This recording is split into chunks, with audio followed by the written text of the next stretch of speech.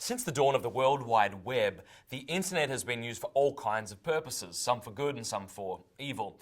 Among the most heinous of internet crimes is that of predation, which is using the medium of the internet to communicate with those you intend to physically or sexually abuse. And while internet predators are real and numerous, parents don't need to react in fear.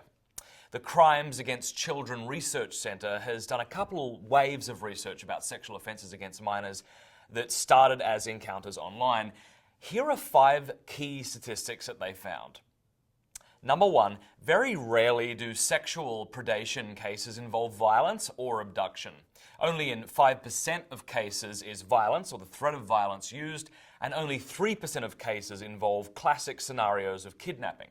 In most cases, victims choose to go somewhere with their offender. In fact, in 73% of cases, victims willingly met with their offenders on more than one occasion. Now, these are still instances of statutory rape and psychological manipulation, to be sure, but in the vast majority of cases, abduction is not the primary danger. Number 2, 75% of victims are age 13 to 15. Very rarely are victims younger than this. And most victims, actually 61% of victims, do not come from broken homes, but rather are still living with both their biological parents. Number 3, most victims, about 64%, speak with a predator online for at least 1 month before meeting face to face with them. Number 4, in the vast majority of cases, offenders do not try to pass themselves off as minors. 95% of cases involve grown adult men who tell these kids that they're adults. About a quarter of them will shave off a few years of their age, but they still communicate that they're adults to the victims. Number 5, most offenders, about 80%, bring up sexual topics with their victims online, and only in 21% of cases do offenders lie about their sexual intentions. So, to summarize, the picture this paints of the typical sexual predator scenario is a young teen girl or sometimes teen boy who is going online, talking to strangers, engaging in sexual conversations with mostly adult men who they know are adult men. These are cases of criminal seductions, men who are taking advantage of common teenage vulnerabilities where they play on a teen's desire for understanding, romance, adventure, and sexual information.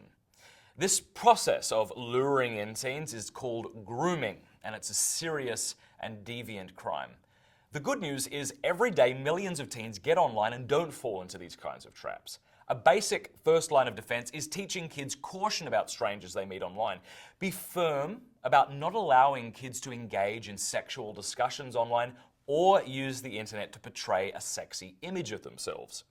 A lot of teens get into trouble by sending or posting sexually provocative photos online, which can not only destroy their reputations later on, they can even be used by others to blackmail them or may mark them as a target for predators. Now, please don't misunderstand me here. The blame for predation lies squarely on the shoulders of the men who would dare use the internet to prey on young girls and boys.